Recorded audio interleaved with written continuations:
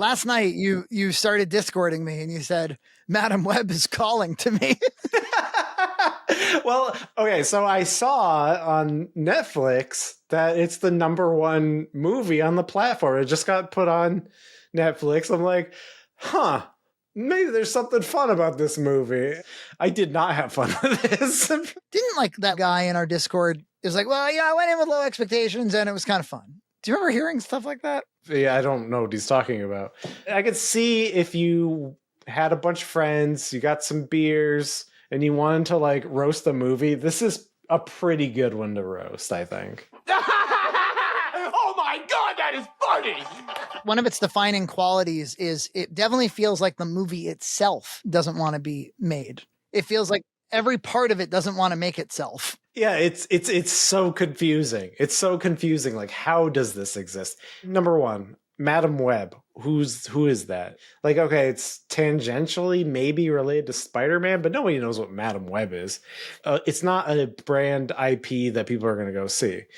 #2, it's like you got Dakota Johnson's. Like, I guess maybe she's not that big of a draw. So, and then you have Sydney Sweeney. She's like kind of a new big thing, but she kind of got famous from the press junket that she did, and she was kind of charming and funny, and so was Dakota Johnson, really. Now that's fascinating. What if this motivated studios to, for lower cost, make terrible movies that allow press tours where people can be charming and disarming and relatable and funny? Maybe, but I just don't understand any of this movie. I don't like, so you don't have like the IP, you don't really have star power. I don't think people are going to the theaters to see Dakota Johnson. Who greenlit it? Who thought this was a good idea? How did a group of people get together and make this? So what seems to have happened is, if we work backwards, make it make sense to me. Sony has been desperate to do something with its Spider-Man ownership that can expand and make more movies and not just have these like one-off Spider-Man movies that are or aren't successful, especially ever since they partnered with Disney. And then it's like, okay, what do we do now? So obviously Spider-Verse was a major success story for them with that, but they remember they wanted to make the Sinister Six with the Andrew Garfield movies. That was the next big plan. That's why they introduced Paul Giamatti's Rhino right at the end of the movie for no good reason. And then of course, Venom, obviously, Morbius, and then Madam Web. This takes place in the 90s, like much like Captain Marvel. In the first moments, you see like a blockbuster in the background. You're like, oh, it's the 90s. And I think the idea was that the next time you see Madam Web after this movie, which is an origin story, she's going to be in a Spider-Man continuity. And I heard that they were in talks with Andrew Garfield to bring him back and make them Sony's dedicated Spider-Man. Okay. So, but you can't do it like that. These are very, very stupid fucking people. They made Ghostbusters 2016, remember? And they made Morbius. And I mean, this is a dipshit studio. Yeah, no, Sony is dumb. And they're going to be, I think they're going to be making Zelda, which makes me concerned. Oh no, that's not good. So this was opening up a movie universe that the plans fell through. The plans fell through like while they were shooting it, it would seem. Like, I wonder if like the plan was even to make Dakota Johnson the aged Madam Web that they would have introduced later. But also you can tell, like, obviously it was motivated by some sort of like, oh, and it can be for girls, or it can be a girl power thing. We should try to explain the plot of it, maybe? I don't know. Yeah, I would start with, I don't think this is a superhero movie. It's kind of does like Final Destination-y stuff. It's more like a teen drama with some action set pieces somewhat. But the teens are they're paper thin. Even like CW has better like charismatic like teens. And Dakota Johnson, like she gives the script like the exact amount of seriousness the script deserves. Much like 50 Shades, which if you're looking for a movie that you want to like have belly laughs with your friends about, 50 Shades 3, whatever that one's called. I saw all 3 of them. It started with, you're like, you know, it was a big phenomenon, and Nina was like, "Want to go see it? Want to go see what the 50 Shades of Grey movie is all about?" We saw it, and it's a homosexual man in love with Dakota Johnson. You know, the whole thing is preposterous. He's just so on his face, obviously.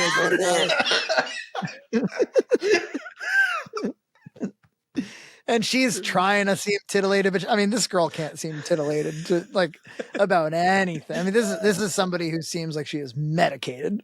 And then there was a second one, and by the time you get like the first 50 Shades is like, okay, she's intoxicated by the wealth, the power, her role in that power, her introduction to the sex stuff that she's never heard of before, whatever. That first movie kind of like feels normal to me, basically, in a sense. Like I get why women are watching that movie. The second one like they have to take the fantasy further. So they have to start like introducing like villains, people who slighted her, like him being super defensive of her. Things start to get kind of like they start to ramp it up. Then by the third one, it's the fantasy is like, oh, like I'm gonna domesticate him, and so like I'm gonna buy him a house, and like I'm gonna make the realtor jealous, and we're gonna put ice cream on each other's nipples, and there's a villain who tried to hit on me in the second movie, and he's trying to steal money from Gray's bank, and he kidnaps me with a gun, and then 50 Gray beats him up. The whole thing is incredible. It becomes a little bit like a Madam Web, like just preposterous action movie. That's a good movie. You watch whatever it's called, 50 Shades 3. But this film, you get started with a bang because there's a woman who's in the Amazon. She's like 9 months pregnant, and she's trying to find a spider. And then there's like she's accompanied by the guy who has really bad ADR all the time. I agreed to provide security for you because I thought you were close to finding the spider. My road was not as clear as yours. We didn't have the same choices. The guy who looks like Jeremy Johns, that YouTuber. Yeah, Jeremy Johns with like really bad ADR all the time. Like I'm not sure if they like completely changed his motivation.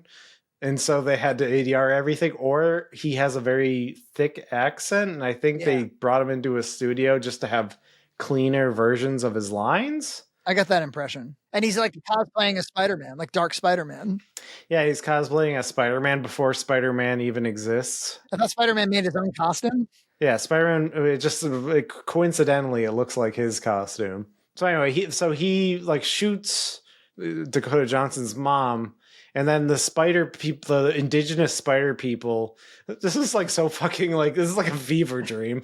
And just like come out of nowhere and like whisk her away into like a pool, a spider pool. And they have like spiders like crawling all over them and stuff. It's like a Lazarus pit kind of thing. Yeah, Lazarus, and they like put spiders on her, and then they bite her while she's giving birth, which I guess gives Dakota Johnson the power. There's a scene later on where like they show like she's talking to the doctors, and they're like, "I'm sorry, your daughter was born with a neurotoxin. It's not predictable how long she'll live. Would you like a tissue?" And the woman's like, "No, I would not like a tissue. I would like for my baby to survive." And they're like, "Sorry, we only have tissues." The scene goes on. I swear they reference tissues several times unnecessarily. Do you need a tissue? What are you offering besides tissues? And Dakota is like watching it from the netherworld, from the future. And she's like trying to pretend to cry. But like, I don't think this woman's ever cried before in her life. I don't think she's ever felt an emotion. So anyway, so in the present day, right, she's an EMT with Adam Scott, who I don't know how they got him fucking involved in this. Yeah, who's playing Uncle Ben before he's Uncle Ben. Oh, is he actually Ben? Is he Uncle Ben? Yeah, he's Ben Parker. Oh, okay. Does this color the movie even more for you?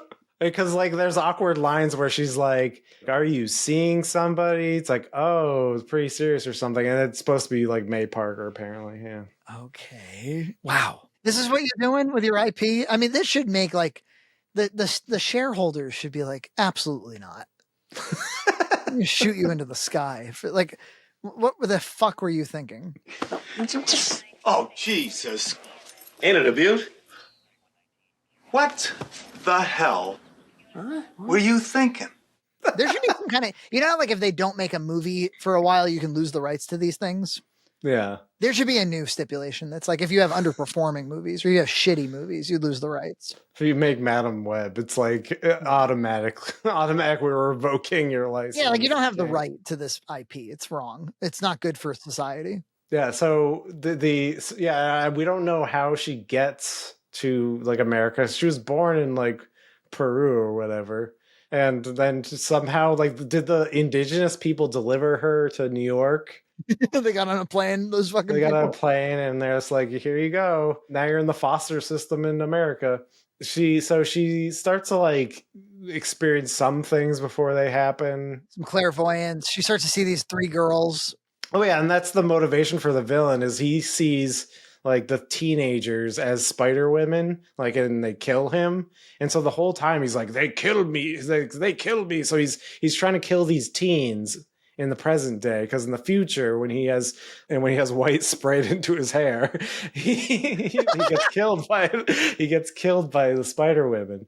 I didn't know we'd be targeting teenagers. They're teenagers now, but in the future, they have powers, and they will try to destroy me. That's the whole motivation. So he's like screaming it the whole time, and he like gets like FBI like tools to recreate faces that are in his brain to like find these teens. Her clairvoyance thing, like there'd be somebody would be about to punch someone, or there'd be like a little bit of action, and it would suddenly start sporadically cutting to her seeing it in the future.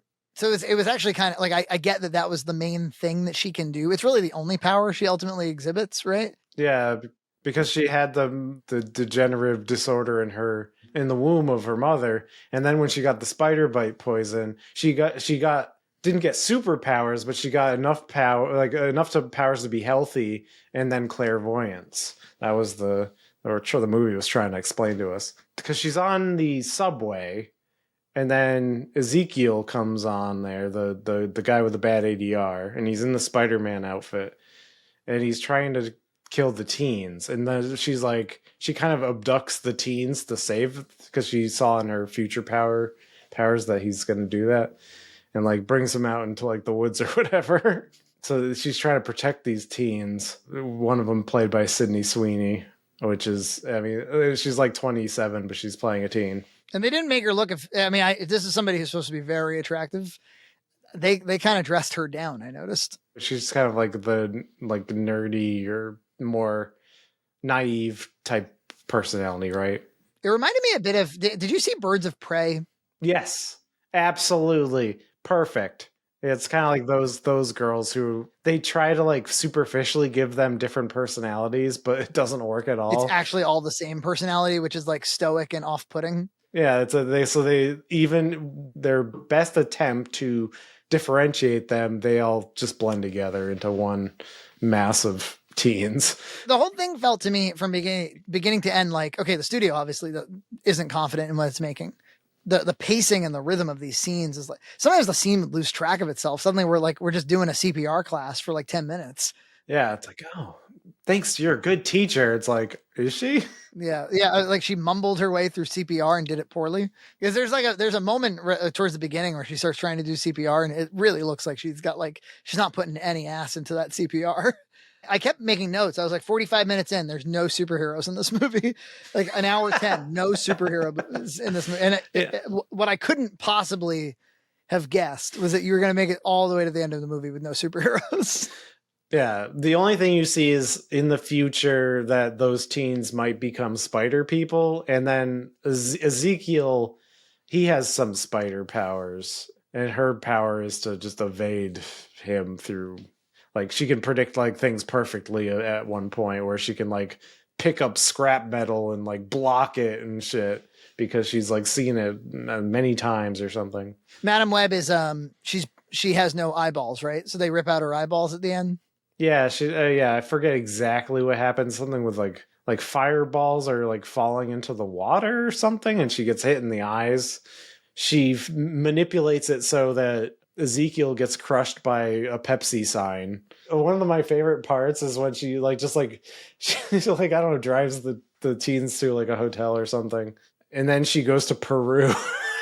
And then she meets the same like indigenous person, but instead of being in like, because in the beginning they were in these like tribal spider looking outfits, and then he's just like wearing like an ascot, and he's just like in regular clothes in the middle of the woods. Yeah, and he's like, oh, I knew you would come back. He's like, he like steps into like an over the shoulder shot. It reminds me a bit of like in Birdemic when the guy, it's like the tree hugger. It's like, oh, hi, here's the tree. Who's there? Don't shoot.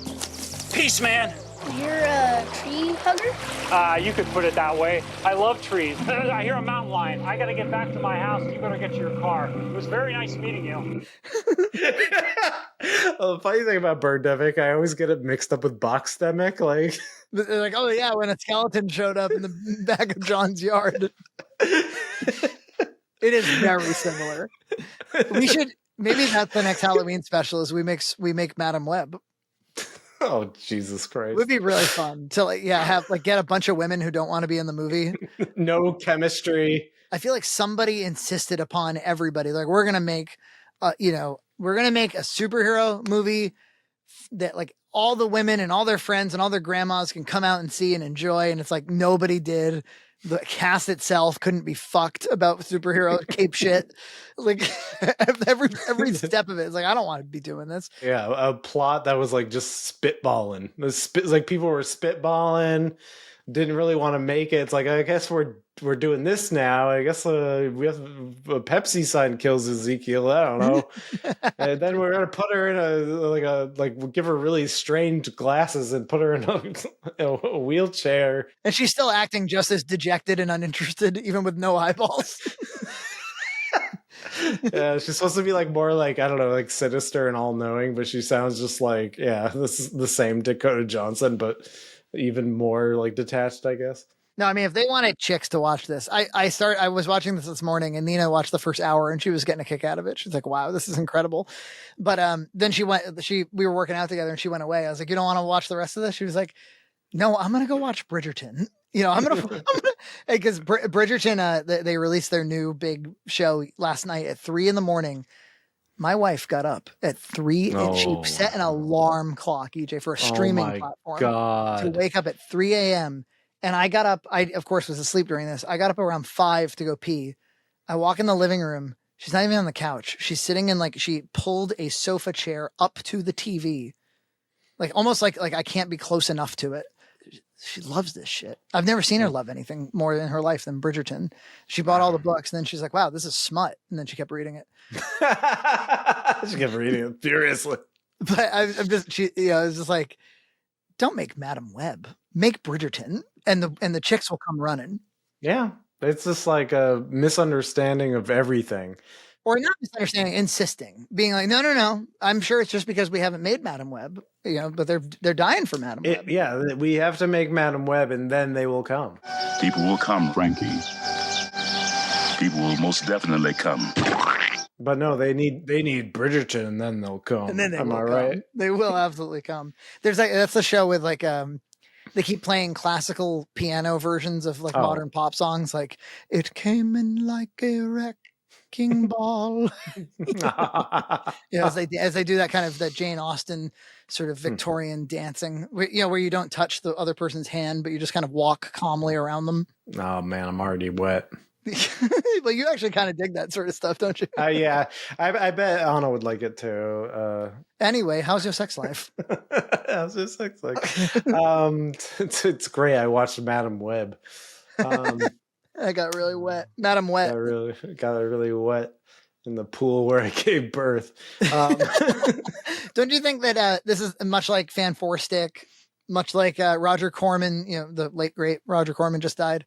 Much like his Fantastic Four movie. Don't you think this Madam Web deserves a documentary? What the fuck happened here? Every step of this was ill-conceived. Every single step. You have an opportunity after 2 or 3 shooting days to scrap the whole thing, don't you? Couldn't you? I mean, like it's not like, oh, well, let's wait and see. Let's edit it. Let's see how some scenes look. It's like, no, this blows and stop it. And again, in a world where you can write this stuff off, I want to start seeing, that old joke about 1 out of 5 webs or 2. I give Madam Web 2 out of 5 ice cream on the nipples or whatever. That joke where you have these different metrics. Mm-hmm. I want a scale that's from, recommend it, let's say, all the way down to write it off for taxes. Now that's a real thing. Well, thank you for making me watch this. Yeah, it's fascinating. Oh, and one more thing. So Ben Parker's sister-in-law gives birth, and that's Peter Parker. So just so you know. Okay, in the thank movie. you. I feel really cleared up now. Did you catch that? No. You didn't catch that? You didn't like think like, oh, it's weird that this guy named Ben there's somebody giving birth in the middle of this movie. I guess I was just like, nothing in my brain was trying to connect it to Spider-Man. I was just like, it sounds like you want me to care about the fact that a baby's being born. Okay. Why is there like a whole like baby sequence? But it's well, now the question is, do we just go for it and watch Morbius? Oh no, are we doing no, it's Morbin time. I've seen both Venoms, and I don't think they're terrible. There's moments that are terrible, but they're not terrible movies.